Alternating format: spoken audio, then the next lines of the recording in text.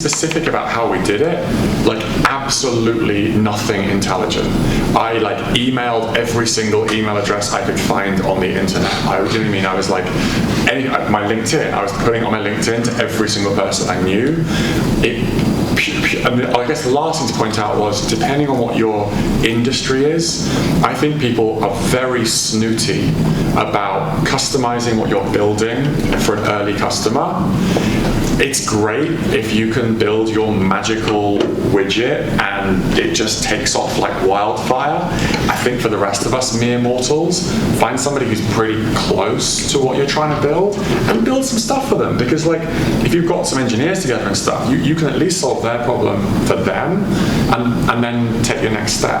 Does that make sense? And my thing would be, chances are their problem also solves someone else's problem too. So, and they might give you some insight too to like some other feature that you might not have thought about. And then there's this other like strange, in my view, strange mistake in some people's startup mental model that I think VCs sometimes encourage us into this mistake, which is that they're encouraging you to think about where you're going to be in 6 years' time. I don't know where I'm going to be in 60 days' time. You know what I mean? Like, I've got no idea, and frankly, nor does anybody else. Look at WeWork.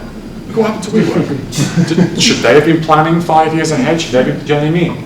Like, the world changes very, very, very quickly. That's one of the reasons that I think Hive is important. And so I think that it's so important that you ask yourself the question, what's the actual next thing I need to do? And have I done it yet? And if not, I'll do that. And then I'll figure out the next thing I need to do. So when it comes back to the sales question, well, I could have asked myself, how do we build, as David Scott says at Matrix, how do you build a repeatable and scalable sales process? Now, he's absolutely right about that. But you sure as hell don't do that for your first sale. For your first sale, you ring your mother's next door neighbor's daughter because she's just started a company and there's one person at it, and you're like, maybe, just maybe. You know what I mean? Yeah, that's good. We got a question back here. Yep. Arthur, John, thank you again for being here. I have a bit of a selfish question. I also have a corporate background, and most recently I was doing some work in private equity, contracting, helping startups like yourself raise money in the private market. So I understand your pain perfectly. But then just having those conversations, I feel like, and you get the joke, you mentioned this earlier, I feel like a lot of people I talk to for business development and sales roles, they try to hire either young, very young, or they hire people that are just like them in terms of philosophy and character. And I feel like it isn't necessarily the wrong decision, but you kind of limit yourself in scope because you have somebody that thinks exactly like you and you don't have a different view or a different perspective on things. And also having somebody on board that has that corporate background or that business background or banking background. So why would you say that it is that a lot of people have that sort of mindset early on when they're starting out? Yeah, I mean, I would argue this is one of the reasons why New York is producing good startups at the moment, because it is a more diverse environment in terms of philosophy, on any axis, in my view, than the Bay Area right now. I think when we talk about startups, I think you can distinguish quite well between like Bay Area style startups, rest of the states style startups, and sort of New York or Boston style startups. I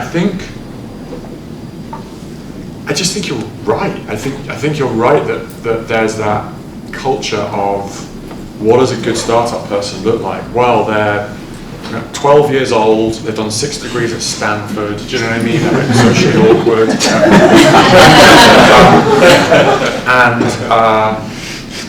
And I guess we just all have to get out of that mindset.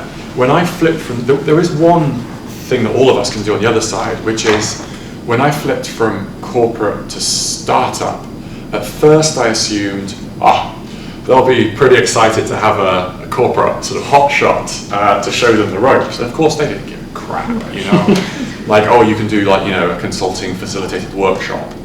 Don't have one, don't need one, don't care, But what I was forced to do was to look at what I knew about, such that at least there was a connection in my skill set that was absolutely not just theoretically transferable, but I could show to them and they'd be like, oh, that's useful to me. So in my case, because it was a teamwork and collaboration, that's why I joined a teamwork and collaboration startup, because I could at least say, no, I'm really good at, in corporate settings, getting teams working together.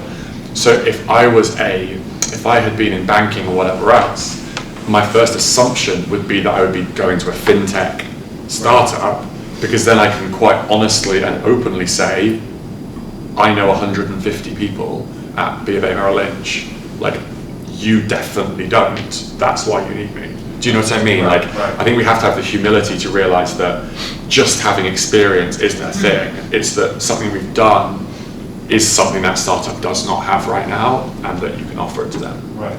And I think I got some advice from someone before who basically said, you know, you have to make that connection for them. Yes. Like, they're not going to see that. They don't see the value in that unless you make that 100%. connection. I literally, when I flipped to my first startup job, I literally wrote a job role, the first 6-month plan, the outcomes, like literally everything. Like the whole thing was like a package I could give to them. They almost bought me like a service. You know what I mean? It was almost like, here's the proposed service, here's how long it lasts, here's how much it costs. Do you want it or not? Because of course that's how the rest of their decision making is, you know what I mean? They don't have time to like think up a new job description for this, you know, vague ex-corporate role or whatever. Right. Does that make sense? That makes total sense. Thank you. Yeah, you could.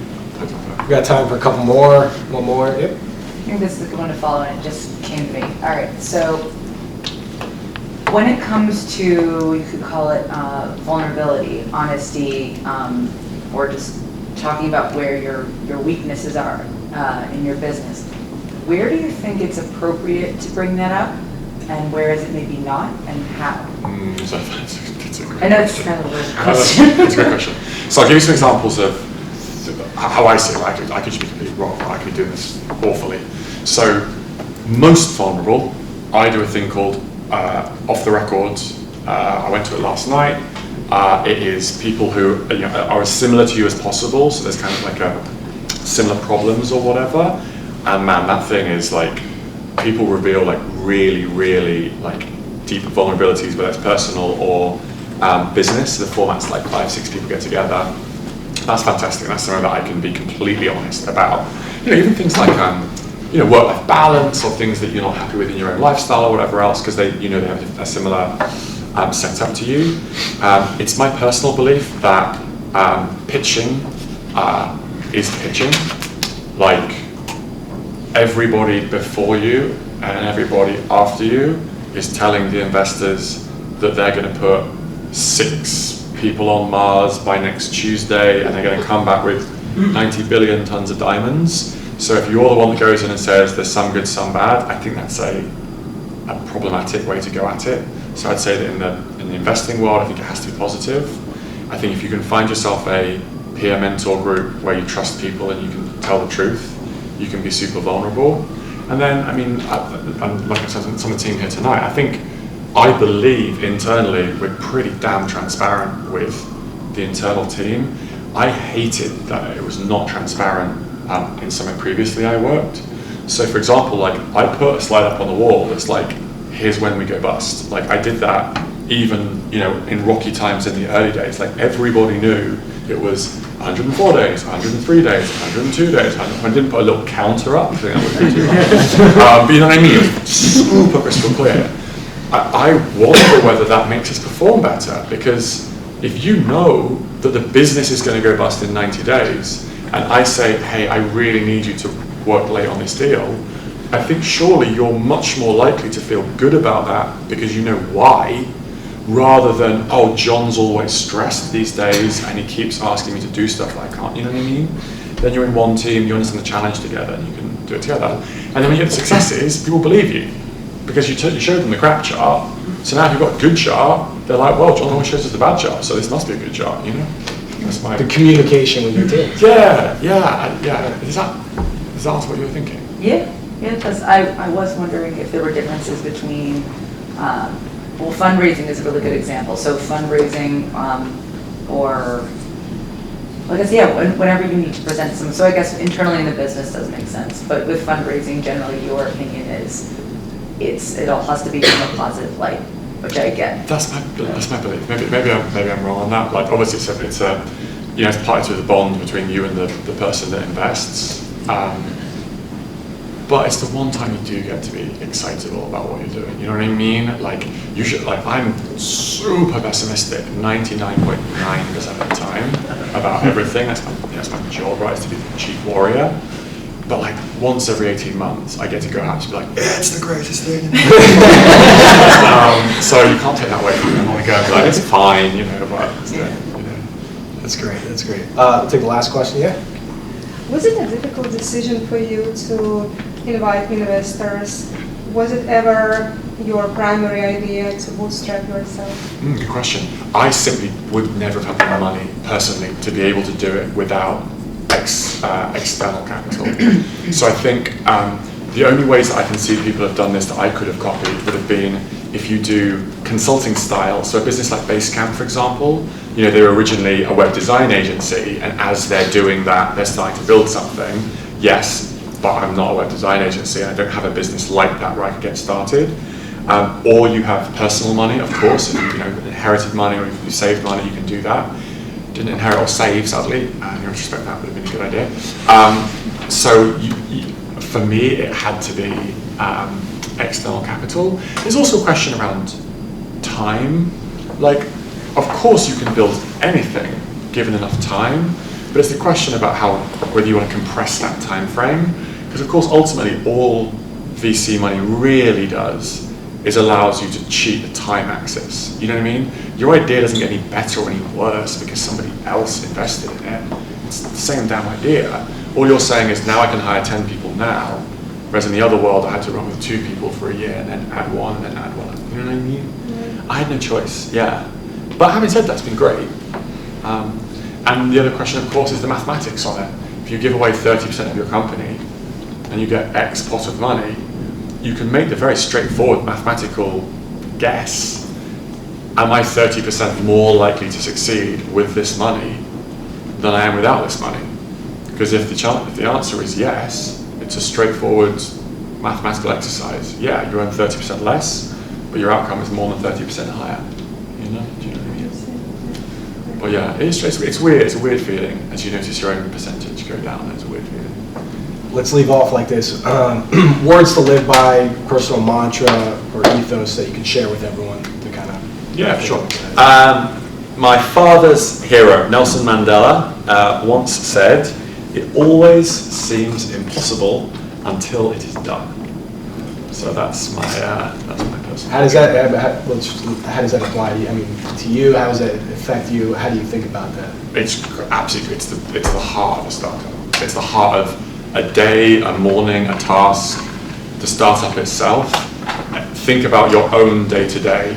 I'm sure there is something that you couldn't get your head around what you were going to do about it.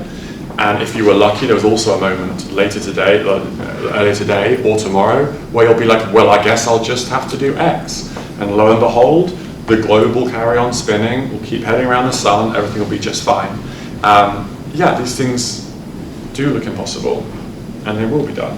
So you've just got to keep on fighting. Get it done. I like that. Let's leave it off like that. I appreciate your time. Appreciate everybody.